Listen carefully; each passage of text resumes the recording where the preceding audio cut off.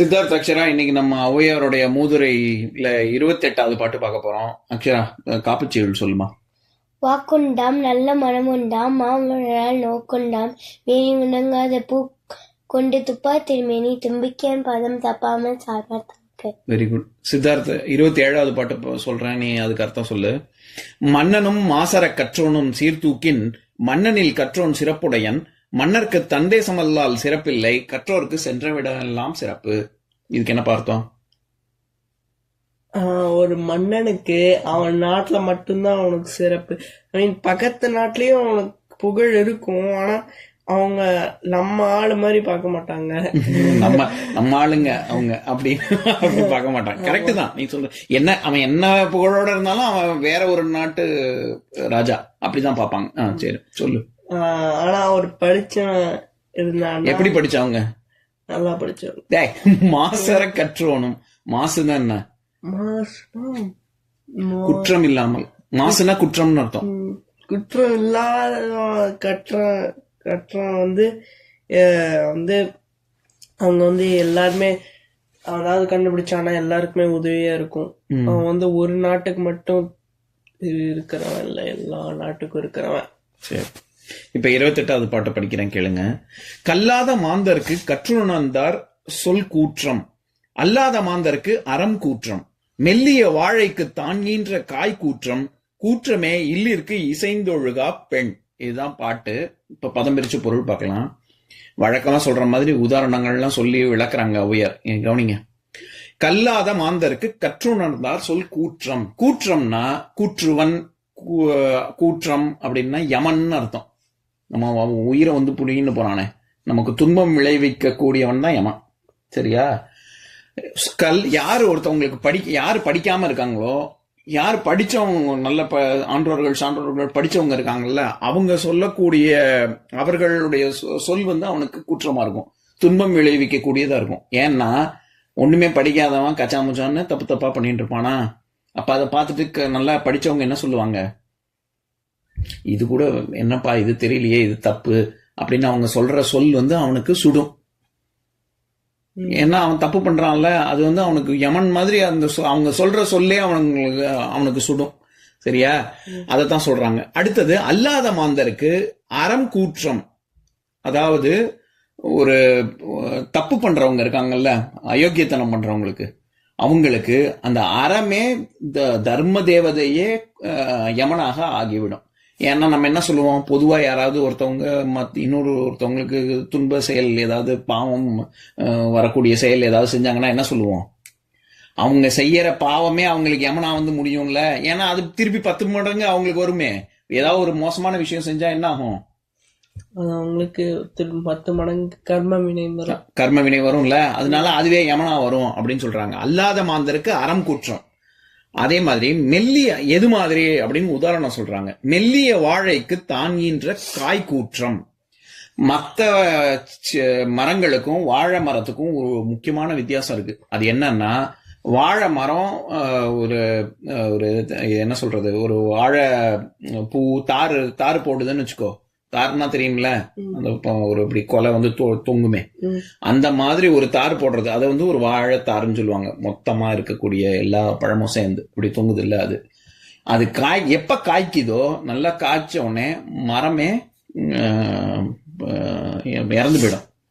அதுக்கப்புறம் அப்படியே வெட்டிடுவாங்க, மரத்தையே மொத்தமா வெட்டிடுவாங்க. ஏன்னா அந்த வாழை தண்டுலயும் நம்ம எல்லாம் பண்ணலாம்ல, வாழை தண்டுல காயெல்லாம் பண்ணலாமே. வாழையில எல்லாமே யூஸ்ஃபுல் தானே.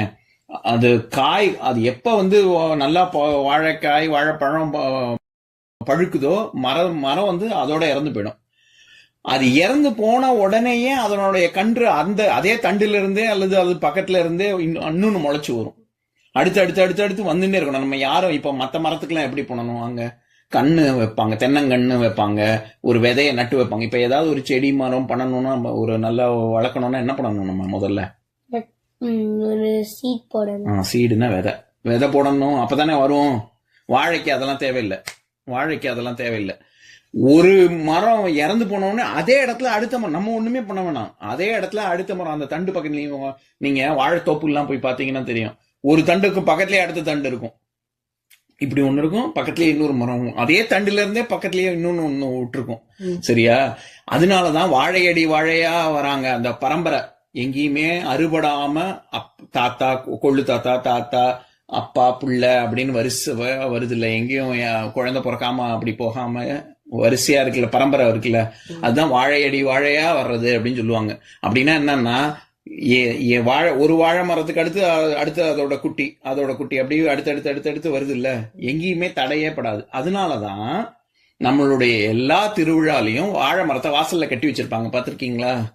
ஏதாவது ஒரு திருவிழான்னா அல்லது ஏதாவது ஒரு நல்ல காரியம்னா வாசல்ல வாழை மரம் ரெண்டு பக்கமும், இப்படி கல்யாணத்துல எல்லாம் வாசல்ல இப்படி ரெண்டு பக்கமும் வாழை மரம் எடுத்து வச்சிருப்பாங்க.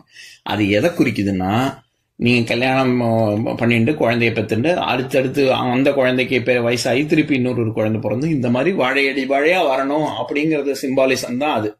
சரியா? அதனால இவங்க என்ன சொல்றாங்க, வாழைக்கு தான் ஈன்ற காய் கூற்றம். தான் ஈன்ற காய், தன்னோட காய், இப்போ வாழைக்காய் வருது இல்ல, அதுவே அதுக்கு எமனா போகுது.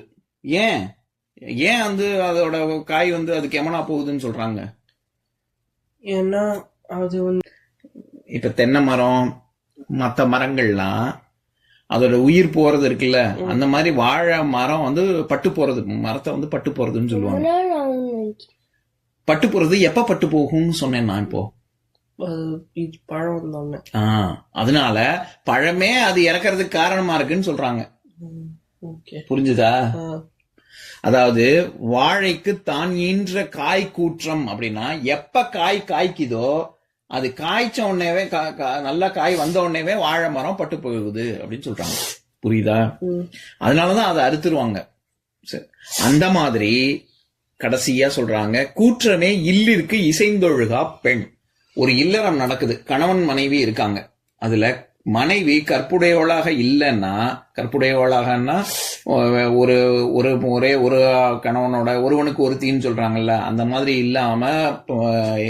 இல்லாம இருக்கிறது, 2-3 பேரை மணக்கிறது அல்லது 2-3 பேரோட இருக்கிறது, இந்த மாதிரி எல்லாம் இருந்து சரியாக வீட்டை நிர்வாகம் பண்ணலைன்னா அது அதுவே அவளே இல்லறத்துக்கு வீட்டுக்கு யமன் மாதிரி ஆகி விடுவா அப்படின்னு சொல்றாங்க. புரியுதா? இப்ப நான் பாட்டு படிக்கிறேன், என் கூட சேர்ந்து படிக்கிறீங்களா? கல்லாத மாந்தருக்கு கற்றுணர்ந்தார் சொல் கூற்றம், அல்லாத மாந்தருக்கு அறம் கூற்றம். மெல்லிய வாழைக்கு தான் ஈன்ற காய் கூற்றம். கூற்றமே இல்லிற்கு இசைந்தொழுகா பெண். இசைந்தொழுகாத, இசைவது அப்படின்னா 2 பேரும் இணங்கி நடக்காதது அப்படிங்கிற பொருள். இணங்கி நடக்கிறதுன்னா என்னது? சேர்ந்து, ஒன்னா சேர்ந்து. பெண். சரி, இன்னொரு நாள் இன்னொரு பாட்டு பார்க்கலாம்.